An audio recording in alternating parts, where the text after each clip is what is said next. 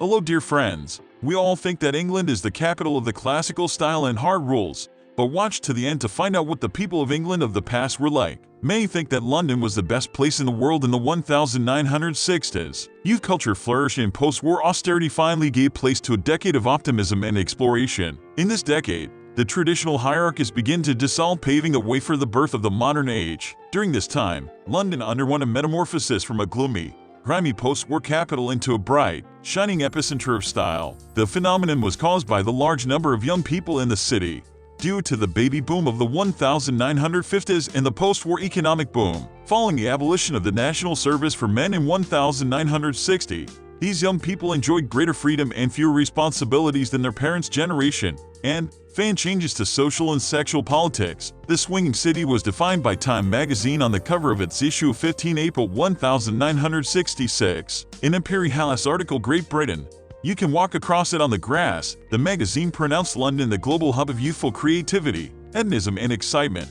In a decade dominated by youth, London has burst into bloom. It swings, it is the scene, and celebrated in the name of the pirate radio station, Swinging Radio England, that began shortly afterwards. The term swinging in the sense of hip or fashionable had been used since the early 1960s, including by Norman Vaughan and his swinging/dodgy pair on Sunday night at the London Palladium. In 1965, Diana V. Vreeland, editor of Vogue magazine, said that London is the most swinging city in the world at the moment. Later that year, the American singer Roger Miller had a hit record with England Swings, which steps around the progressive youth culture, both musically and lyrically. New styles started to emerge from small villages and cities into urban centers, receiving media publicity, influencing haute couture creations of elite designers and the mass-market clothing manufacturers. Examples include the miniskirt, culottes, go-go boots, and more experimental fashions, less often seen on the street, such as curved PVC dresses and other PVC clothes. Mary Quant popularized the knot miniskirt, and Jackie Kennedy introduced the pillbox hat. Both became extremely popular. False eyelashes were worn by women throughout the 1960s. Hairstyles were a variety of lengths and styles. Psychedelic prints, neon colors, and mismatched patterns were in style. Moreover, London modernists known as mods influenced male fashion in Britain. Designers were producing clothing more suitable for young adults, leading to an increase in interest in sales. In the late 1960s, the hippie movement also exerted a strong influence on women's clothing styles, including bell-bottom jeans, tie-dye, and bag fabrics, as well as paisley prints. The model Jean Shrimpton was another icon and one of the world's first supermodels. She was the world's highest paid and most photographed model during this time. Shrimpton was called the face of the 60s, in which she has been considered by many as the symbol of swinging London and the embodiment of the 1960s. Like Pattie Boyd, the wife of Beatles guitarist George Harrison, Shrimpton gained international fame for her embodiment of the British female look: mini skirt, long, straight hair and wide-eyed loveliness,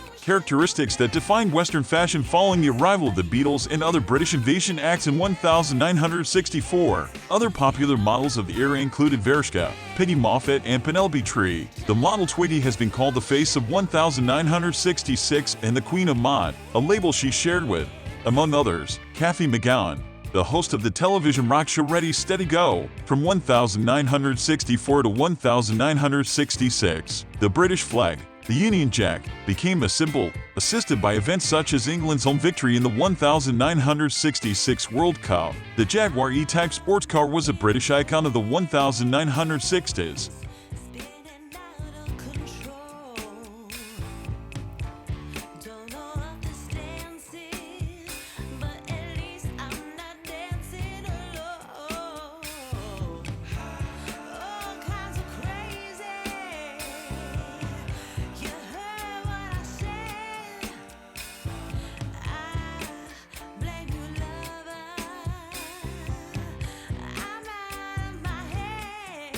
Someday